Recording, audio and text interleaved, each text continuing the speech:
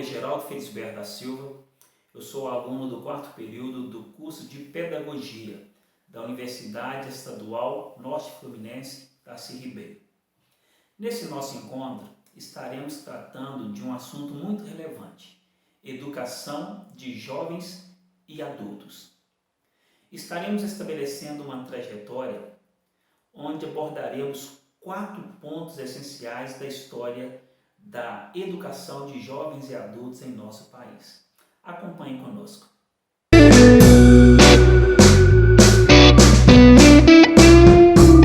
Olá, de volta ao nosso tema, educação de jovens e adultos, o EJA. O que é o EJA?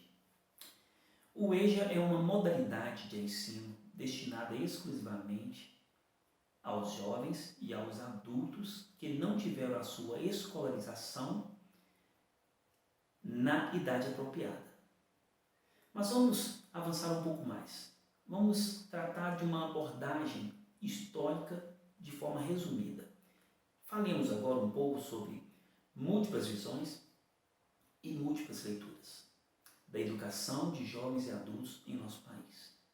No ano de 1967, a Lei 5.379, ela aprovou a criação do Plano de Alfabetização Funcional, bem como também a educação continuada de adolescentes e adultos. O que foi necessário? A criação de um órgão capaz de efetuar tamanho projeto. Surge então o Movimento Brasileiro de Alfabetização, o tão conhecido Mobral.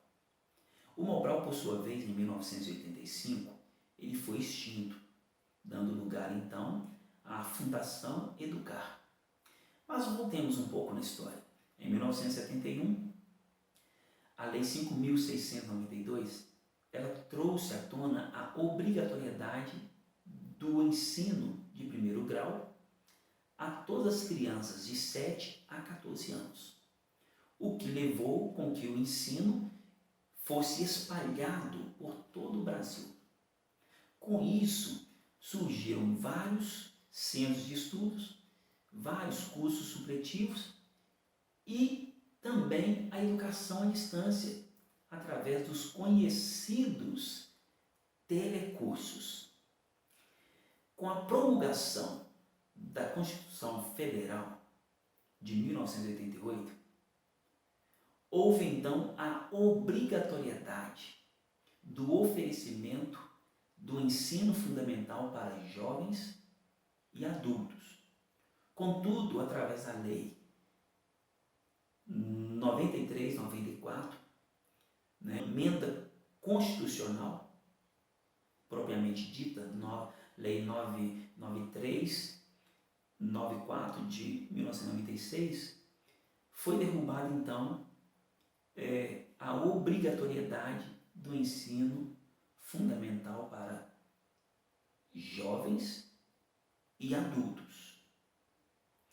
Com isso, o Conselho Nacional de Educação, fundamentando as diretrizes curriculares, provocou então o surgimento de um cuidado maior quanto à educação de jovens e adultos. O que então foi decretado pelo Decreto 5.478, de 24 de junho de 2005, instituindo então agora o PROEJA, que é o Programa Nacional de Integração da Educação Profissional. A educação básica na modalidade de educação de jovens e adultos. Contudo, vemos então uma abordagem das múltiplas visões e das múltiplas leituras do EJA, da educação de jovens e adultos em nosso país.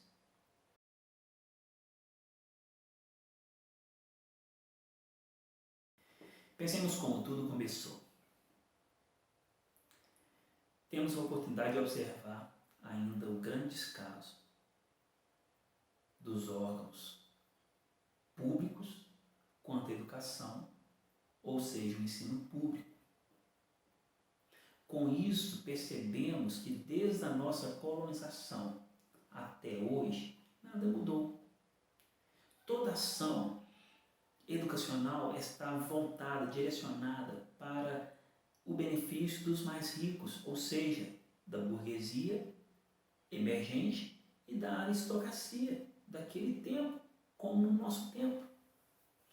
Toda e qualquer ação que é feita em prol da escolarização daqueles que não receberam nada e daqueles que receberam pouco, não modifiquem nada suas vidas, não modifiquem nada a sua qualidade de vida.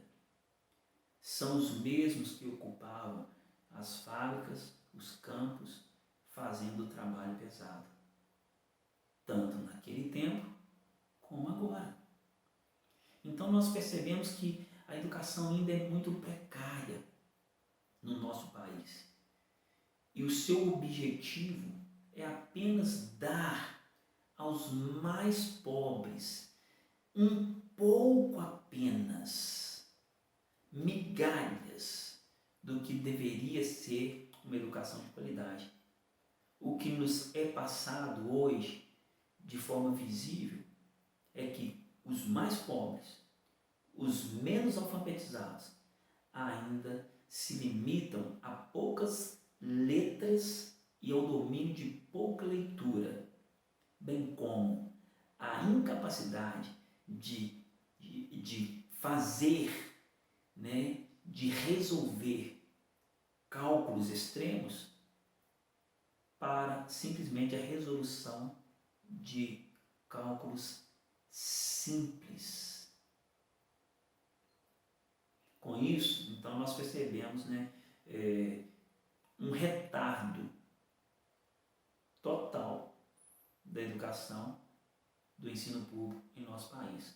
É tempo de mudarmos isso, de transformarmos realmente a educação do nosso país em uma educação de qualidade, em um ensino público de qualidade, tanto para crianças, adolescentes, jovens e adultos.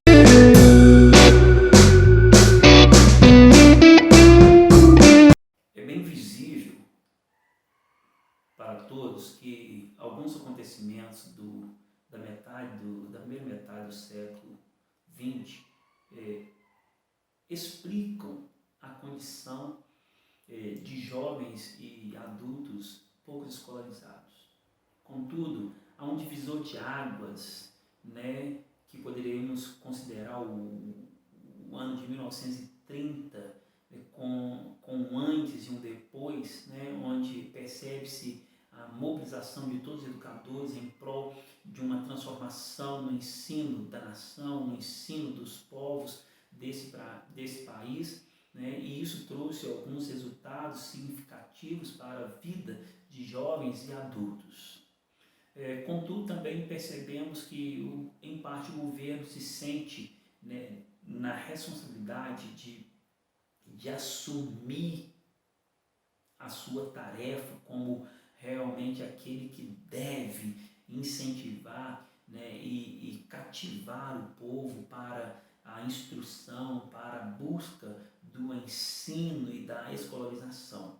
Talvez dentro de uma visão ou de uma perspectiva política, se resguardando de algo ou para algo, mas tudo bem, entre avanços e atrasos, entre atropelos e acertos, podemos perceber que tudo isso gerou também pontos positivos para a instrução e a escolarização de jovens, adultos, de homens, crianças no nosso Brasil. Diferentemente da visão do tempo da colônia, propriamente dito, tivemos alguns avanços, e esses avanços trouxeram para a própria sociedade brasileira, do Brasil, uma transformação aplausível.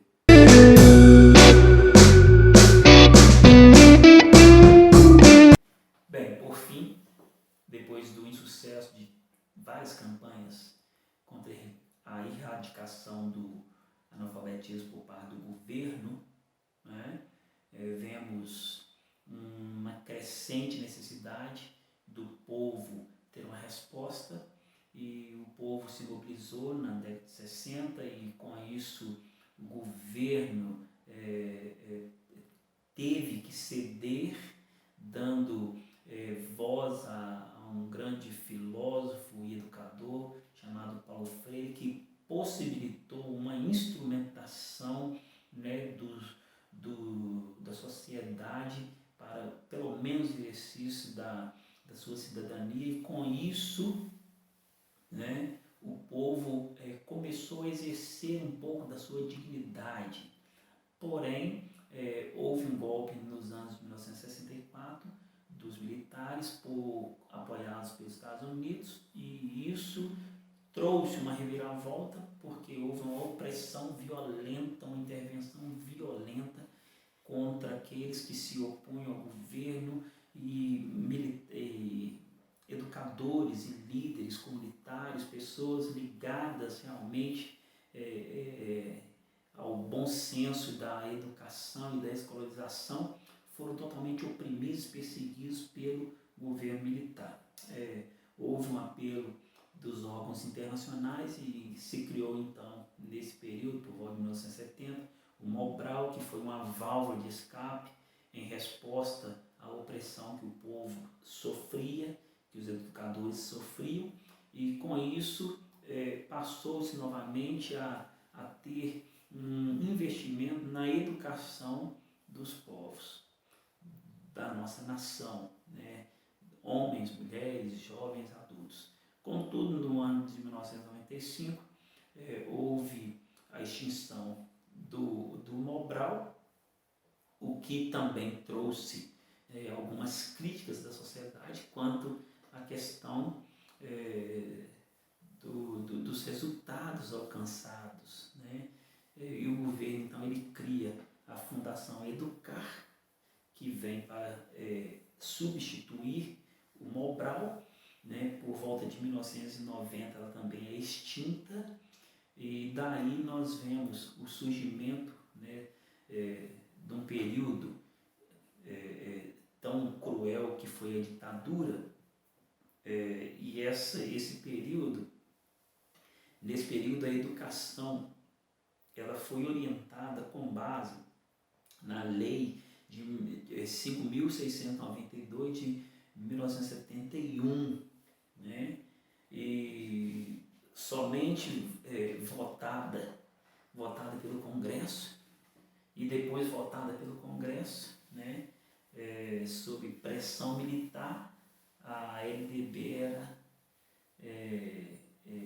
algo especificamente voltada para o profissionalismo. Então, havia uma ignorância estabelecida, né, em meio à liderança para retardar a escolaridade do povo, a escolaridade da massa, né? E com isso a própria sociedade, não pela sua escolarização voltada para o profissionalismo, não conseguia avançar para os cursos superiores num alargamento do seu próprio conhecimento, né? E aí então depois nós vemos, né, o EJA sendo uma oportunidade daqueles que não conseguiram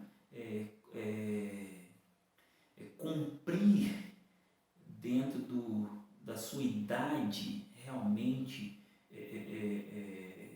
devida à sua escolaridade, poder voltar e terminar os seus estudos. Os supletivos foram outras válvulas de escapes que também surgiram ao longo desse período, mas assim, lá por volta do final da década de 1980, nós vemos então o enfraquecimento do poder militar, né, dessa repressão militar no Brasil, o que tornou uma passagem os educadores a fim de poderem dar voz ativa, né, com suas experiências e com todo o movimento popular, né, em seu apoio, poderem realmente aprofundar de forma teórica em uma alfabetização da massa. Enfim, o Brasil ele tem muito que avançar no seu contexto educacional, de escolarização, mas, contudo, se não houver da parte da própria sociedade uma voz ativa que clame por isso, tudo ficará restrito à voz do próprio governo e talvez se tornaria um pouco inviável, né, mudanças visíveis e aplausíveis para a transformação do próprio Brasil, da nossa própria nação, através da educação, da escolarização. Então é necessário cobrar sim mais e mais do governo ou do poder público em si, mas é necessário que se faça também a nossa parte. Então, contudo, nós não devemos somente esperar, mas sim também agirmos em prol de que haja realmente a fabricação de uma educação real e plena da parte daqueles que requer também a visão para esse governo presente. Então, desde tempos passados, como da colônia, da antiga colônia, sofremos ainda com o analfabetismo, com a falta de instrução ou com a instrução precária da massa. Contudo, é tempo de revermos nossos conceitos e reafirmarmos os nossos objetivos em cima de princípios que já foram estabelecidos para que possamos ver lá na frente uma mudança totalmente significativa e que vai valer a pena.